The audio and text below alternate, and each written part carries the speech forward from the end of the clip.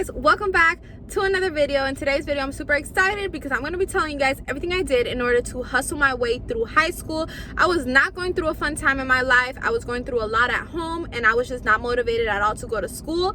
So me hustling honestly saved me, kept me in school, kept me doing the right stuff, and with all the money I collected, because hustling went good for me, I was able to buy my dream car. So I'm going to explain to you guys everything that I did, how I was able to do it and everything. So if you want to see that, just keep on watching. If you haven't already subscribed to my channel, please hit that subscribe button, give this video a big thumbs up, and comment down below if you're thinking of hustling, if you have hustled, things that you've been able to get with your hustler money and whatnot. So let's go ahead and get straight into it. Thank you guys for clicking on today's video, and let's go ahead and get started. I've always been a hard worker ever since I was little. That's something I take a lot of pride in. I always saw that if you hustled, your money fluctuated and you could be making more than if you just worked at a specific job. So I often looked up to that and I was like, okay, well, I want to be a hustler. I want to get into business school. Now, when it pertained to high school, like I said, I was just not happy. 11th and 12th grade year was the hardest year for me. I was going through it and I did not want to go to school. If I did go to school, I would just sign in and leave. So it was like a lot. I would definitely say in 11th grade is when everything started, and I just got this idea and it went so good for me, guys. Get to it, Patricia. Get to it. In high school, we all have homeroom. I'm sure y'all could relate if you've been in high school. If you are in high school, we have homeroom. And back in my school, homeroom time was just kind of like your free time. You could eat snacks, you could do your homework, you could talk to your friends, whatever. Now, there was this one girl in my homeroom class and she would always have like the best snacks. And I remember back then those Takis were popping and like those hot Cheetos, and everyone wanted their hands on those. And homeroom was at like 11 a.m. and these girls are like at 10:30 a.m. and these girls are eating like this hot food, hot chips, and everyone would look at them and be like, dang, like I want that chip, you know. But a lot of us didn't have snacks. I never went to school with snacks. I never brought snacks. If you guys saw my addiction story time, I said it in that video that my mom never bought like unhealthy snacks or like fattening snacks at my house. I never really had access to it, and it's not like I didn't have the money for it, because I feel like everyone, at least in my school, we all always had pocket change. I feel like anywhere you go, people often have pocket change, like $1 or $2. In my case scenario, it wasn't about the money. It was just simply the fact that like I didn't have a car, so I couldn't go buy my own snacks, and my mom definitely wasn't gonna buy me those unhealthy snacks. So it was just kind of like, look at these other girls eating those yummy snacks and you can't. So it kind of just was like a bummer, and a lot of people were in my shoes, whether it was because they forgot their snacks at home or if it's because they woke up late and didn't have time to get their snack. So a lot of people were in the same shoes, and I would definitely say like very little people in my classroom or in my school would bring snacks, and then the other 3/4 of the like 3/4 of the school would look at them and be like, can you slide some? And everyone wanted their own snack, and it got to the point where people were like, here, I'll give you $1 for your snack. I even became one of those people. I was like, here, I will give you like $1 for that bag of chips because my mom won't buy them for me. And I was like, bring me the chips, I'll buy the chips off of you and we'll work around it like that. And I was like, if I gotta pay you 50 cents more, I got you, because you know back then it was like 50 cents, 60 cents, whatever, like that was money. So I would tell the girl that, and I even thought in my head, I was like, that's such a like good opportunity for her, like she'd be dumb not to take it. And then I was like, if I buy it from her for 50 cents more, I'll sell it for 50 cents more and then sell this $1 chip for $2 and make money like that.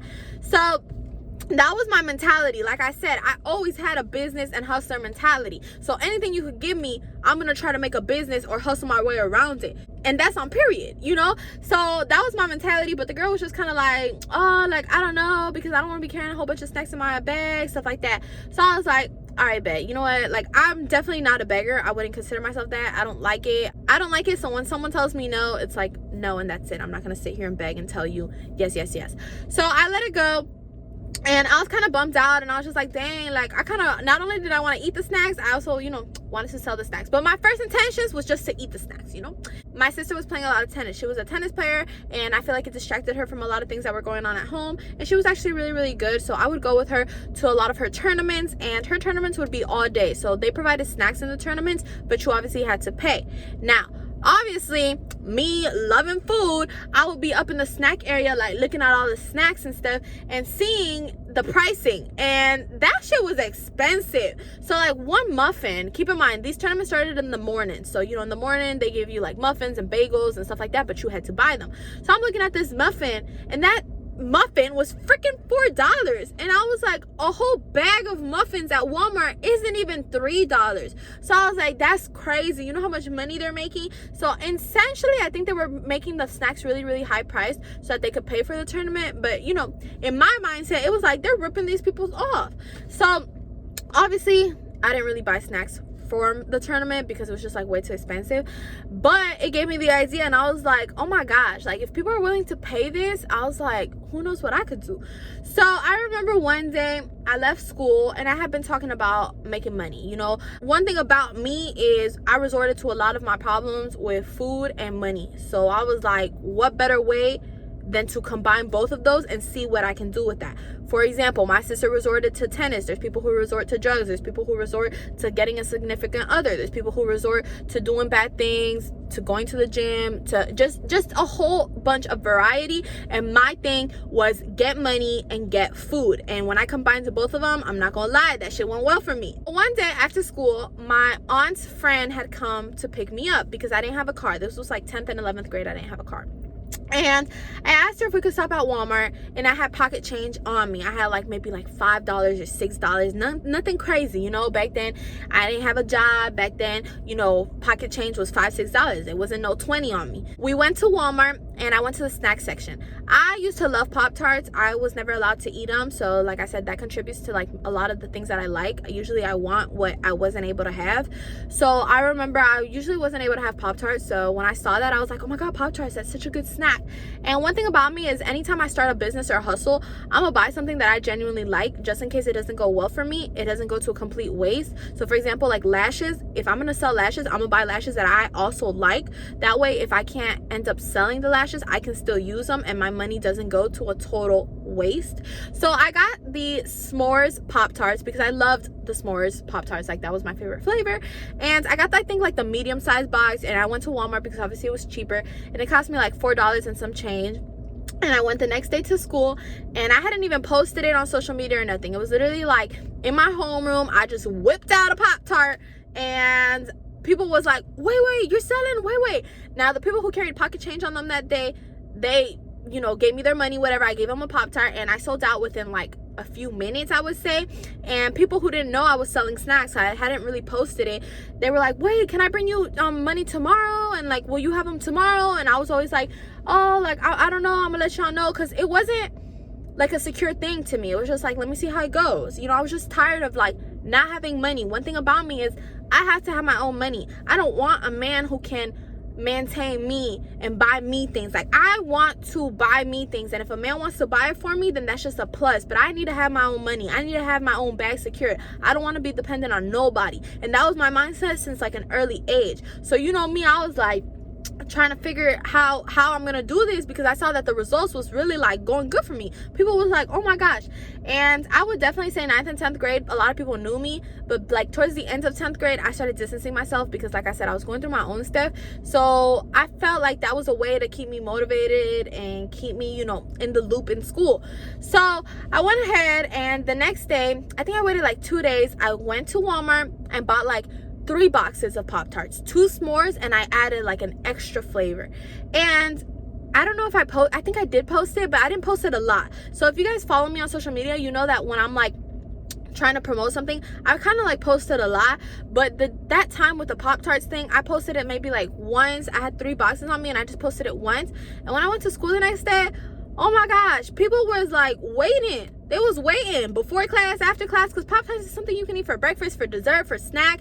So when I saw that, you know, I went to Walmart that same day after school, and I wiped those shelves. You couldn't tell me nothing. I wiped those shelves. I'm going to try to find y'all the picture, and I'm going to go ahead and insert it. And I got almost every single flavor of Pop-Tarts, duplicate flavors, just a whole bunch of different sizes. And I ended up taking them home. I built like a whole little like statue, which you'll see in the photo.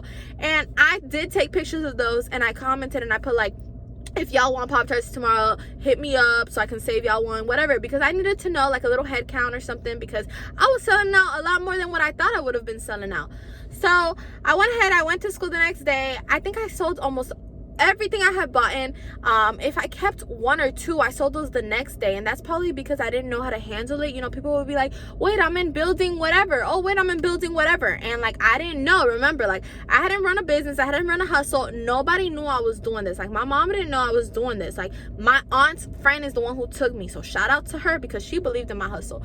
But nobody really knew. You know, I was like trying to stuff these Pop-Tarts in my backpack without my mom knowing. I ended up having to get like a little extra backpack to put my Pop-Tarts in there, and I think I told my mom like they were books or something, because I knew my mom would be like, what are you doing in school selling Pop-Tarts? Like, my mom is more like a buy the book type person, so she wouldn't really have like understood. And it got to the point where I was making a lot of money in a day, and I'm gonna get to it now. But obviously you start small, so I had to just trust the process.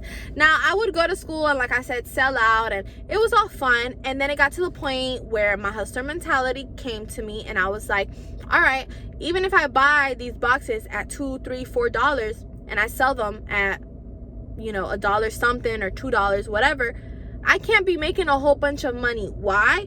Because I have to pay Walmart for these boxes. Like, I'm not making this product, you know, like Walmart is already a reseller, and now I'm reselling what Walmart is reselling. And me as a hustler, I was like, how can I get the most money out of what I'm putting in? You know, so I was like, how did the Pop-Tarts do it? How is Pop-Tarts making so much money? Why? Because they're the original makers, and Walmart and stuff is reselling their stuff.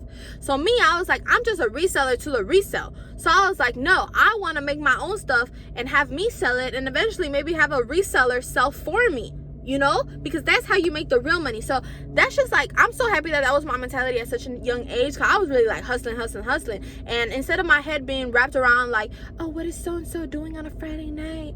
Oh, the party, the Getty, the this, I was like, I can't go, I gotta, you know, make 1,000 orders. So essentially, I stopped selling Pop-Tarts, and I tried branching off into different things. I tried selling like jewelry. It didn't go too hot for me. I sold stuff, but it didn't go too hot for me. I sold phone cases. That went hot for me. And I think I started selling phone cases and Pop-Tarts at the same time. So I really had like a lot of variety. And then it came to me because I loved to bake, you know, I loved to eat and I loved to bake. So it came to me, and I was like, hold up, what if I like bake something? And that way I can maximize my profit, because I'm making it, I know how much I'm spending. You know, eggs and flour and stuff, obviously like the original product is going to be cheaper than if you're buying the product already made. You know what I'm saying? It's cheaper to make a cupcake than to buy the cupcake already made and, you know, then resell it. So I was like, all right, so I will go to the store and just buy all these things to make brownies, okay? I didn't like brownies, and at the time I was trying to lose weight to feel better about myself. So I was like, perfect, I don't like brownies. I'm not going to be tempted to eat the brownies since I don't like them. So I'm going to go ahead and make them and see if people want them. I didn't know how many people actually love brownies, because I hated brownies. And like, after I made mine were so bomb, y'all, that I ended up liking brownies. But I won't eat a brownie from anywhere else other than the ones I make. I don't know, I don't like brownies, but the ones I make just don't even like they taste like a brownie, but they're just so damn good that it's just like an exception. But I won't eat brownies from anywhere else. So anyways, I started this little brownie business, and I was baking brownies, regular brownies, not no special brownies with a little, you know, in it. No, it was just a regular ass brownie. And I would go to school and sell it. Oh my gosh, people were like, this is the best brownie I've ever had. Holy cow, like, you're just so good. Like, people were just going insane with these brownies. And now the word of mouth was going around the whole school.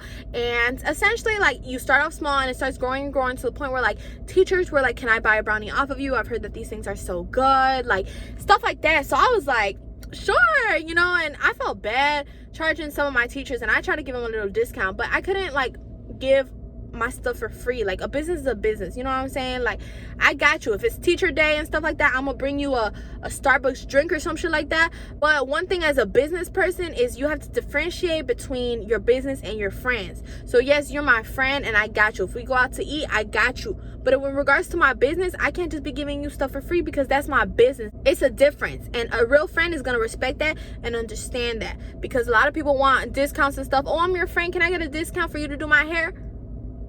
That hair is her business. Like, no, like, your business and your friendships is aside. Your business and your relationships is aside.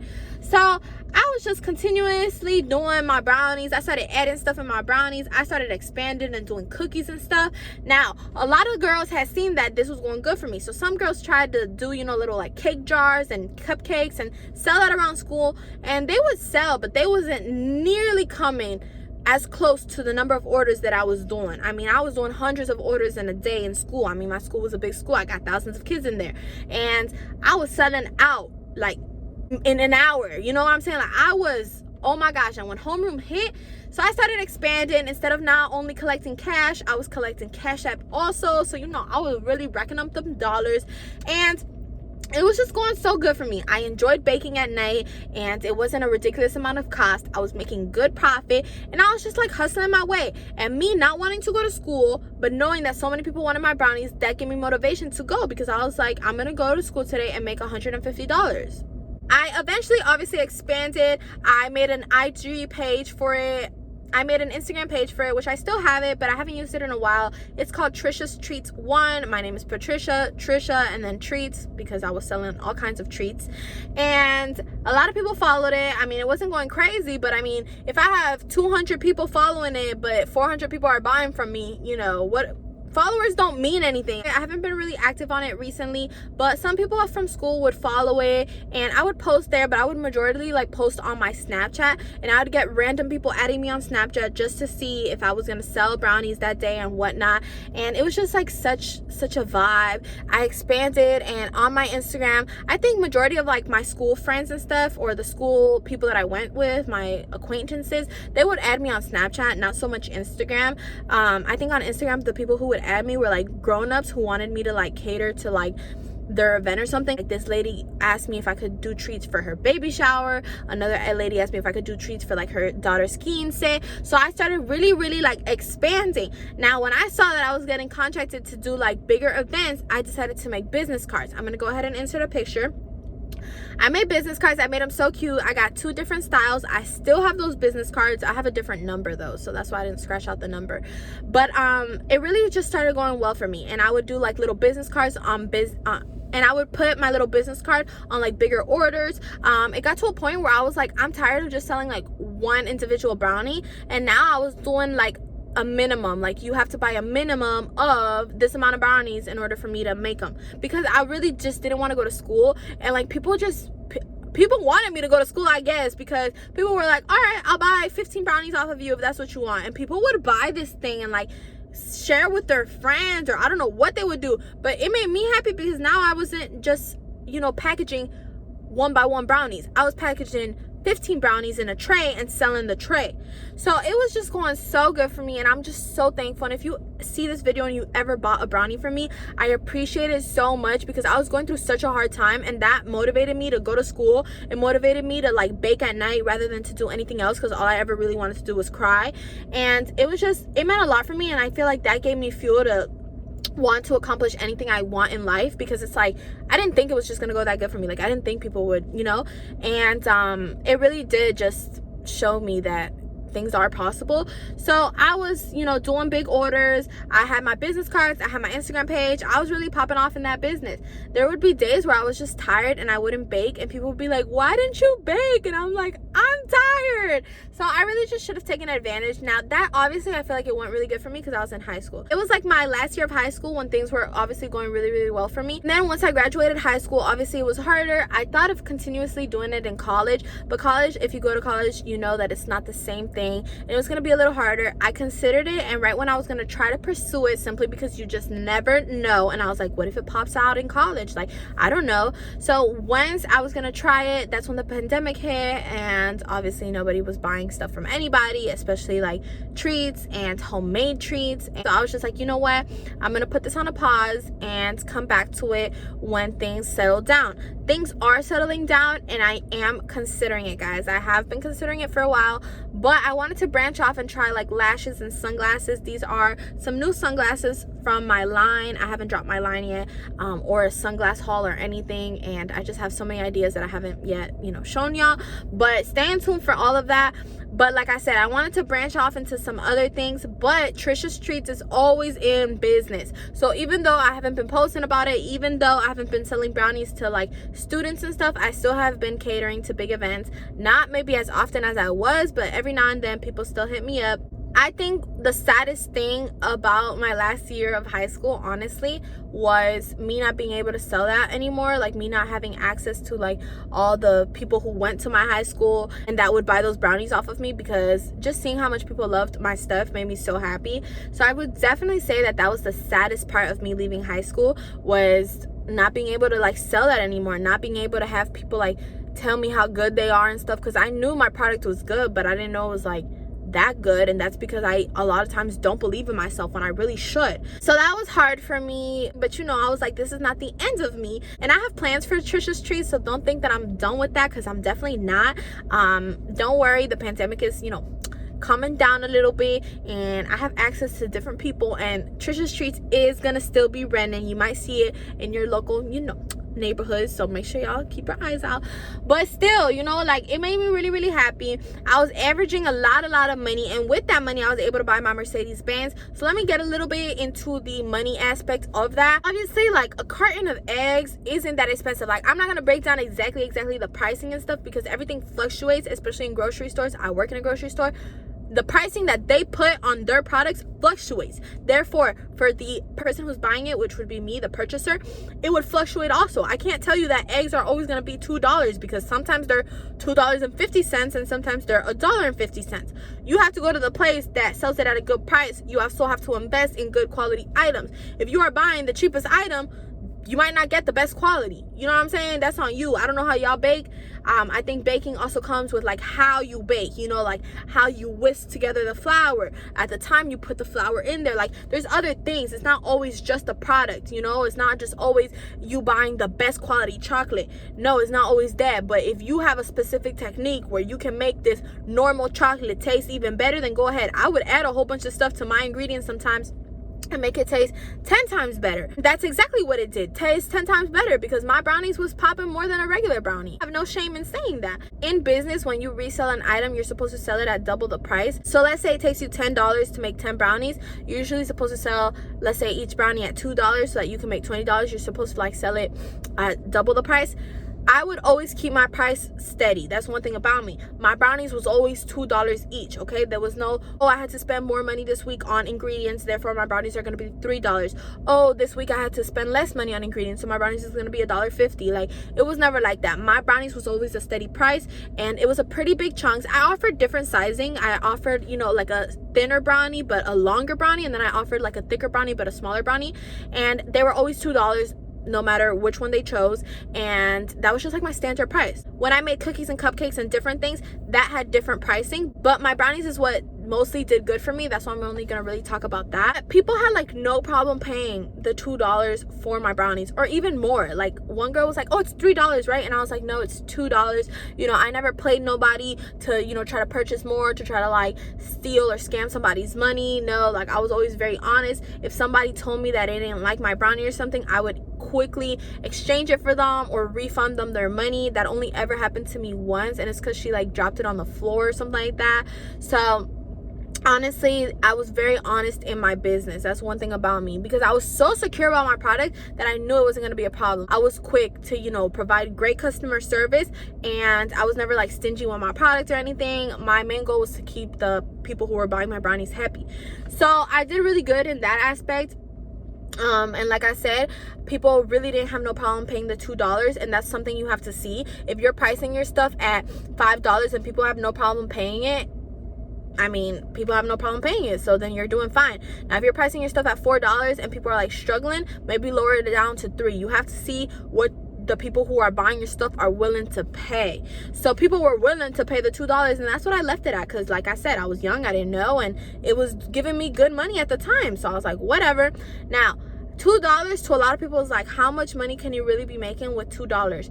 When you're selling $2 brownies to a school that has thousands of people, you're making money. It's not about what you sell. You could sell you know, a hairpin for 10 cents, but if you're selling it to 1 million people, you're making money. Got to the point where I physically cannot keep up with my orders because I'm one person and I had one oven, and I was using all my ovens, and I was baking from like 6 p.m. to 1 a.m.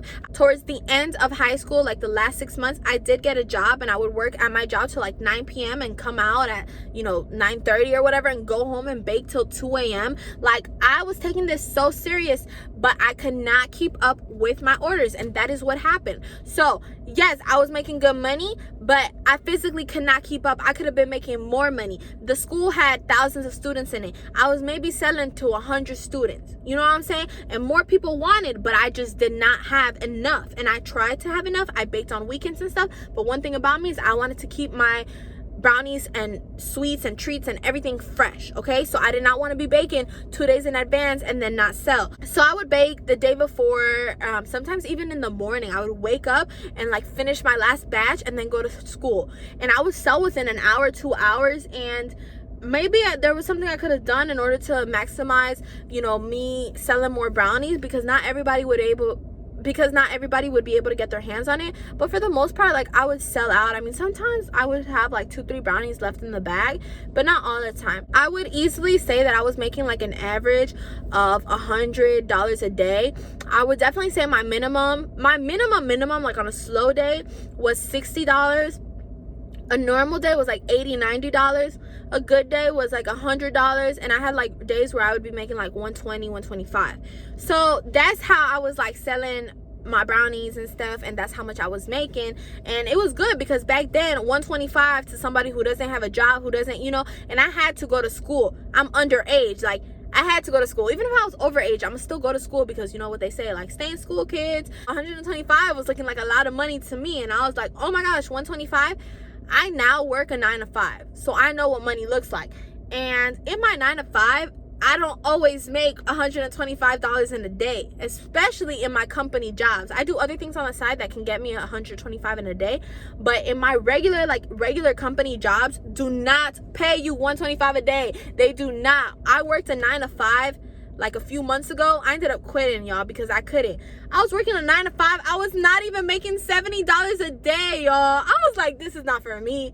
This is not for me. I'm spending so much time in here. I'd rather spend my time hustling and trying to build a freaking empire and secure the bag with that, because I'm not securing the bag sitting in this chair and working on insurances all day. So I ended up leaving that job. But I'm telling y'all, 125, some of y'all watching this probably do not even make that in a day. And that's not me trying to make y'all feel bad. I don't even make that in a day sometimes. And I don't have Trisha's Treats with me right now. Like, I have it with me because yes, it's my brand and yes, it's my thing, but like, I don't have people purchasing from me like that right now. So like, I'm not even making that. But back then, which was like 2 years ago, and like I was making that, like that was a lot of money, y'all. Like, a lot of money. I could make maybe in 2 days like 2 something, and it was just, somebody who had no money like me. I had no car, I had nothing. I was like, wow, like, what do I do with all this money, So I was like super excited, and it was a lot of money back then, because it's a lot of money now, so it was like mega money back then. And I remember at the time I had a boyfriend, and he was like, dang, like I have no money. And I was like, okay babe, like, here, I'm gonna sell you the brownies at $1, and then you sell them at $2, and that way you're making $1 and I'm making $1. I was trying to put him on game, but he was like, bruh, I'm not gonna be selling brownies. And I was like, joke's on you. You could have been making $125 a day versus you making $0, because that's how much you're making, $0.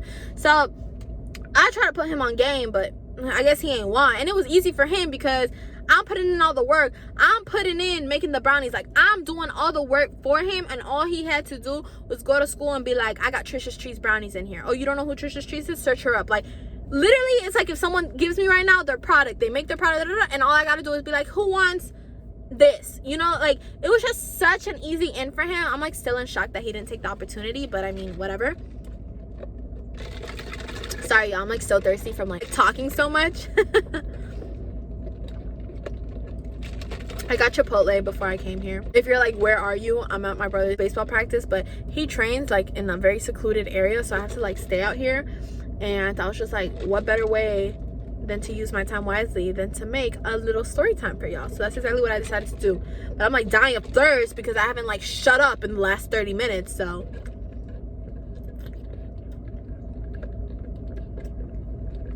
let's take a quick break. What do they say? Like an intermission? An intermission, is that what they call it? Let's take a quick intermission. All right. So yeah, I'm basically so shocked that he never took that opportunity. It was an easy opportunity, but whatever, more money for me. Weekly, I could say that I was making like 300 something weekly, maybe 400 on a good week, because I would not sell every day. I would, by Thursdays, I was like, oh my God, I have no more to sell. And the thing is, like brownies, I was like, okay, if I don't sell them on Monday, I'll for sure sell them on Tuesday. But like on Fridays and stuff, I didn't like to go with like a big amount of brownies, because if I didn't sell them, I didn't want to have them sitting down Saturday and Sunday and then sell them on Tuesday, and I mean sell them on Monday. I was very like keeping my ingredients fresh and whatnot, and keeping Trisha's treats fresh, so I did not want to be holding on to the brownies. So I remember Fridays, even though it's like supposed to be your great days, Fridays a lot of people would like go out, they would go to have an ice cream or whatever. So I knew Fridays wasn't a poppin' day for me. Mondays, Tuesdays, Wednesdays, Thursdays was poppin' days for me, and I like them because they're weekdays. If I didn't sell the one day, I can sell the next day. Fridays I did not like to sell because, oh, you know, if I don't sell, I have to keep them through the weekend. I don't want to keep them through the weekend because then they're gonna go bad. They probably wouldn't. They didn't, because I had tried it at one point. I tried it on a Monday and they still tasted good, but I just didn't feel comfortable selling it. So a lot of times my brother would eat them, or my mom or whatever, and I just would not sell them on a Monday. Also Fridays, like I said, people go out and stuff, so they're not gonna be buying brownies from me to go eat brownies, you know, at Chili's with their friends. So Friday was a slow day, but I remember on Thursdays I would be like drained out. So by Thursdays I was not selling brownies, and then I was like, there's no point in selling them on Fridays. So I remember I really only worked like Monday, Wednesdays. So I remember I only really worked Monday, Tuesdays, and Wednesdays, but it was good for me. And that's basically what I did. And like I said, I sold a lot of different things, and I was securing the bag at a young age. And that's one thing you want to do, to always have your own money, whether you got to sell jewelry, phone cases, whatever. I saw at a young age, like, dang, you know, like money solves problems, and like, wow, money is hard to get. So I remember I just didn't want to be broke. Like I didn't want to have to rely on a company to give me money, because at 14, 15, 16 years old, a lot of jobs do not want you. So I was like, I got to do it for myself. And I remember when my family was having problems, they was also having like money problems and stuff like that. So I was like, I got to get my own bag, and I didn't have a car. So I was like, I need to get my own car. And essentially I was able to get this car because I saved all my money from my brownies and stuff. And I was just like, guys, $300 a week. I did it for like a minute, you know. I did it for like a year and a half, 2 years. I was able to buy my car, and then I started working in an actual place, because that's the thing, when you give yourself the opportunity to do something, it only opens more doors. So a lot of times big companies, and I've talked about this in like the videos that I've done about Publix and stuff like that, especially when you're a minor, I talk about it, and I'm like, companies don't want you when you're a minor, because they have to be worrying about how you're going to get to work, your transportation, who's going to bring you, stuff like that. So me being able to buy the car I have with the money I made from making brownies, I was able to land a job in a company, because they were like, oh, she drives though. Yeah, she's like 17 or 16, but she drives. But it opened doors for me being able to work at Publix, because that's the first job I really started at. Before that, I had done babysitting, and I was just like always hustling and getting money. And right when I bought my dream car, I bought my dream purse, and that was all thanks to everything that I was able to save with my brownie money. Before this car that I have, which is a Benz, I did have another car which my sister passed down to me. It was actually my great grandpa's car, who he passed down to my sister, who my sister passed down to me. So before I had my Mercedes Benz, like my last year of high school, I actually had a Hyundai Sonata.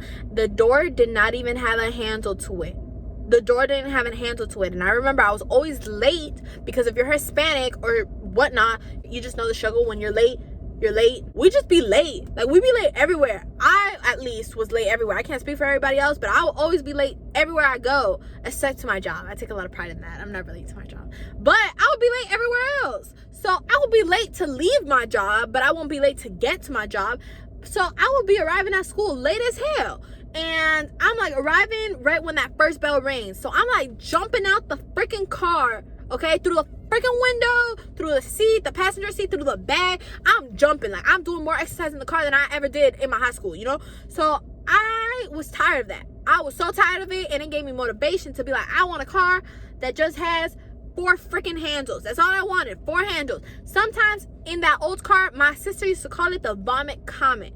So that's so y'all get an idea. It was the dark green car, okay? So my first car was my great grandpa's passed down car, Vomit Comet, that's the name of it, and it was dark green, and it had no handles, and I was jumping and stuff, and I was tired, and I was like, I just want a nice little Honda with 4 handles, and I'll be good to go. With the grace of God, he knew what he was doing, and he saw me working hard with my brownies and stuff. He allowed me to keep going and to sell a lot of different things and get money. I got that money, I saved it, and I was able to buy me a better car than a Honda. And that's thankfully to him and to y'all and to anyone who supported my business. And I'm so grateful and blessed, and I don't try to ever show off my stuff. I was blessed enough to buy this car, and I did, but I would have been happy as well with a Honda. I just wanted a car that worked. And honestly, that's just how things go. So moral of the story, get your own bag, because you need to have your own things. Don't be relying on people for a car. Don't be relying on this and that for a bag. Get your own bag. Do your own thing. Hustle. Use a young independent woman or use a young independent man. It don't matter. Gender don't matter. What matters is your drive to do something. You want something, you need to go after it. You want a girl, you have to go after her. You want a boy, you have to go after him. You want a job, you have to go after the job. You want to succeed in life, you have to set yourself up to be successful. And that's on period. And like, even though I have worked a 9 to 5 and I work a 9 to 5, 9 to 5s are meant for you not to want to continue pursuing your dream. A 9 to 5 makes you so tired that you get home and you don't want to become the next American singer, or you don't want to become the next tennis player. You don't want to become the next surgeon because you're just tired. A 9 to 5 is meant to drain you. A 9 to 5 is just meant to keep you floating. You know what I'm saying? A 9 to 5 gives you enough money to live a normal, stable life, but that's it. Like, it doesn't give you, unless you're like a professional, it does not give you the money to live this extravagant life. A 9 to 5 is meant to knock you from your dreams. So it's up to you. It's up to you. And let me tell you something. If the pandemic didn't bring out the hustle in you, I don't know, sis, because the times we're living is kind of hard right now. But it's really just up to you. It's up to your personality, because it's like what is trash to somebody else could be somebody else's next move, you know? So it's up to you and how you see things. And me personally, I work a 9 to 5, but I'll come home and hustle from 5 to 9. I don't care. Because one day, I'm not going to be doing 30,000 jobs to secure a bag. Because I'm going to have a bag from all the effort I did right now, or that I'm doing right now. So make sure you get up after you finish watching this video. Get up and go do something productive and go start your day and go make the best out of your time. Because I'm telling y'all, like, these times you don't get back. You got to do what's best for you. You know, you can't feel guilty for doing what's best for you.